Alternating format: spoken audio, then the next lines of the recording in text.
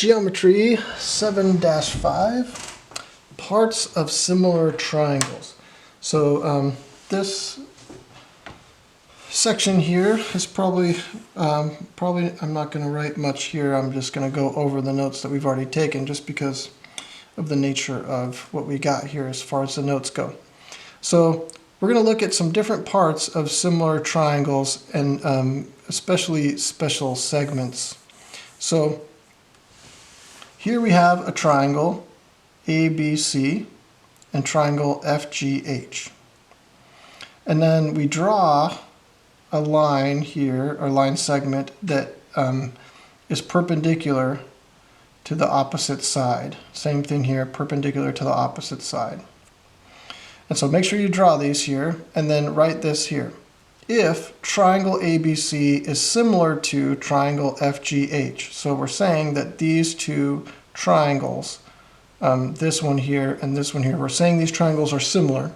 If they're similar, then this altitude, or this segment here that ends in the 90 degrees, AD over FJ, is congruent to AB over FG. But it can really be any set of corresponding sides. So AD, this little special segment here, is proportional to any set of corresponding sides. So it could be AB and FG, or FH and AC, or CB and HG, any of those corresponding sides. All right, and these next few are pretty similar to what we just did for this one. So draw a triangle QRS and triangle KLM. And then you draw a line segment in between. Instead of having a 90 degree on the bottom, this is going to be an angle bisector. And so QRT is congruent to TRS, and KLP is congruent to PLM. See that? So these triangles are, these angles are congruent, these angles are congruent. Now this angle bisector here, LP and RT, are equal to or proportional to any other set of corresponding sides if KLM is similar to QRS. So if the triangles are proportional, if they're similar, then this special segment here is going to be proportional to any sides of the triangle, any corresponding sides of the triangles. Next, almost exactly the same thing again, but this time we've got two triangles here, ABC and WXY, and we have a line segment that goes from C to a midpoint here between A and B, and that's going to be point D. And then on this triangle we have a point Z that's the midpoint of WX, and Y connects to Z here like that. If these two triangles are similar, then this special segment, CD, is proportional, the proportion of CD and YZ is equal to any other set of corresponding sides. Okay, we're going to do some examples here. Yeah, so we'll do some examples together here. And this is marked as a U-try, but we'll do it together.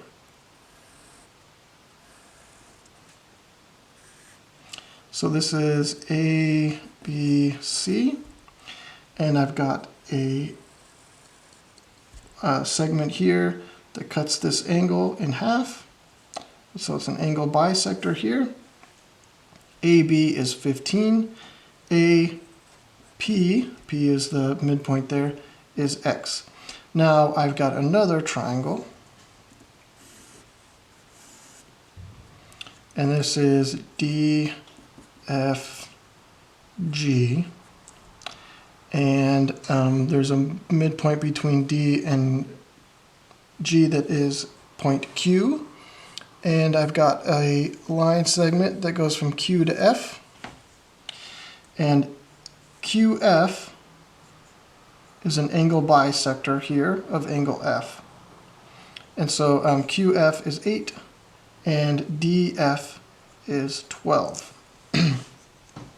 These two triangles are similar, and so a triangle ABC is similar to triangle, let's see, ABC, so FDG.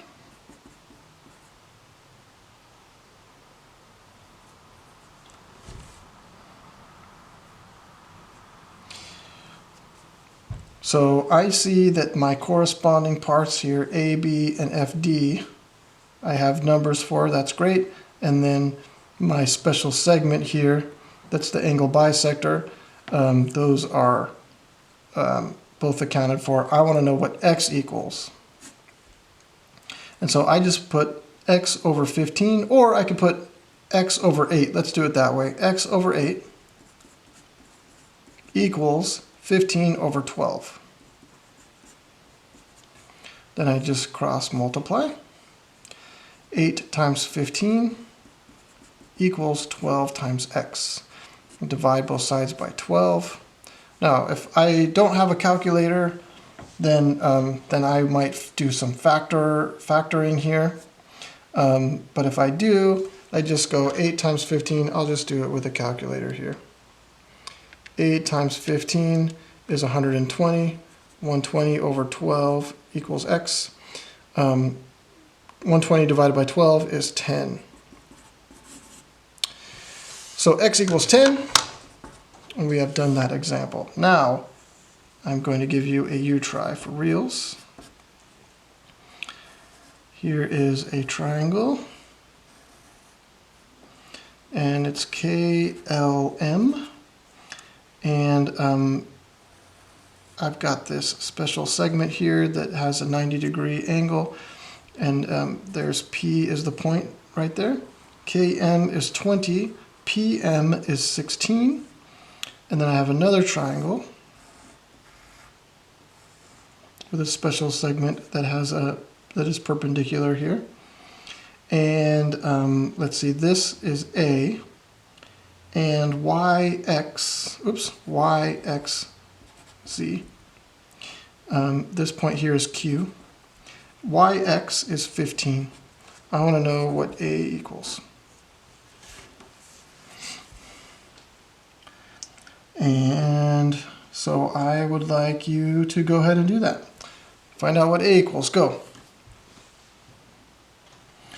All right, let's see how you did. A over 16 is where we're going to start. And since A is on the top, I'm going to put 15 on the top and 20 on the bottom. These are similar triangles. And so 16 times 15, A times 20. 20A equals 15 times 16. 15 times 16 is 240. Divide by 20. A equals 12.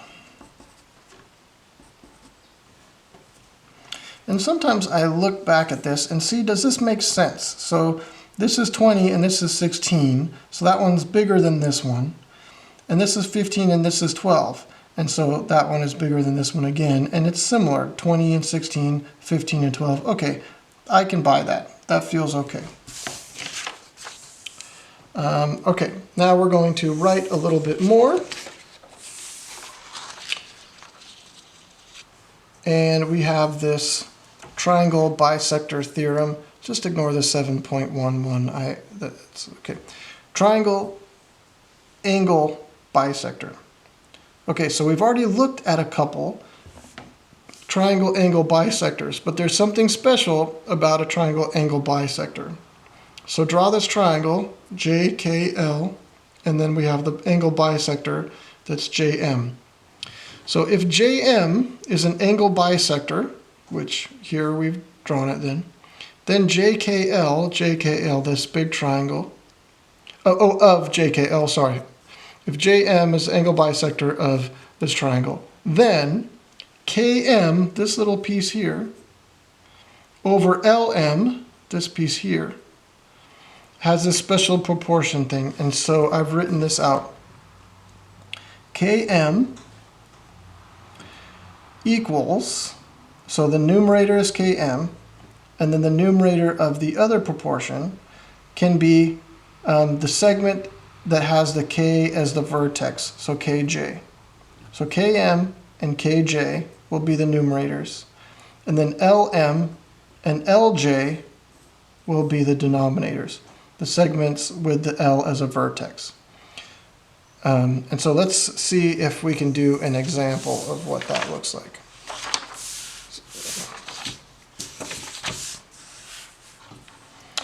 All right, let's do an example. So we have a big triangle, and we have a segment here that cuts this angle in half.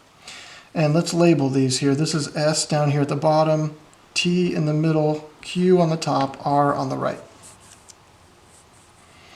And QT, the distance between Q and T is X, QR is 6, SR is 14, and QS is 18.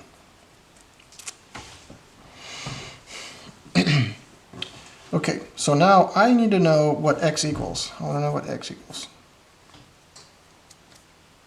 So remember, if there is this angle bisector, then this side over this side we can make a proportion where this side over this side equals this side over this side. And so that's what we're going to do. So that's exactly what this angle bisector, the triangle angle bisector, is telling us here. So I'm going to take this side, which is X, over this side, which is TS. And so I don't know what TS is, but I know that QT is 18, and QS is 18. And if I subtract X out of it, then I'll get TS. So I'm going to have to say 18 minus X equals, so remember, this side is going to correspond with this side, so that's going to be 6. And then this side is going to correspond with this side, so that's going to be 14. Okay, now I need to do some cross multiplying here. That times that and that times that. So 14x equals 6 times 18 minus x. Got to distribute this 6 in here, so 14x equals 6 times 18. What is that? 108 minus 6x. Going to add 6x to both sides, and I get 20x equals 108. Ew, gross.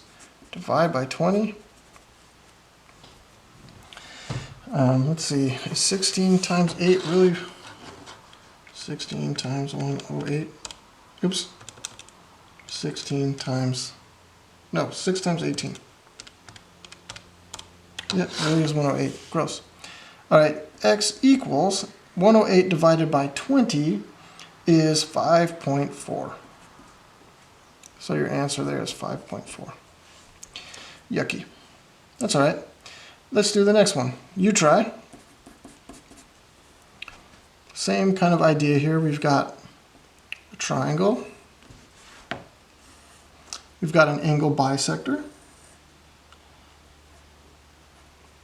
We've got this side is x. That's the one we want to know. This piece here is 4, and this piece here is 6, and this side is 13.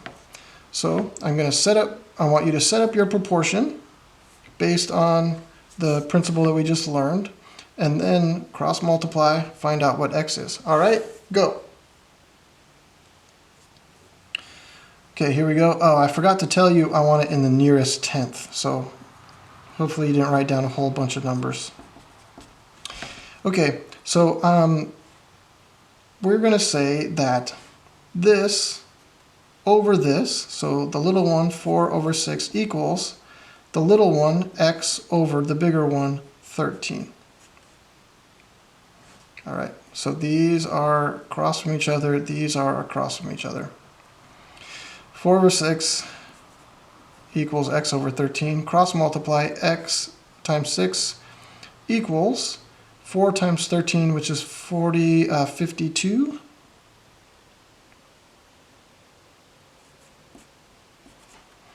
Divide by 6. 52 divided by 6.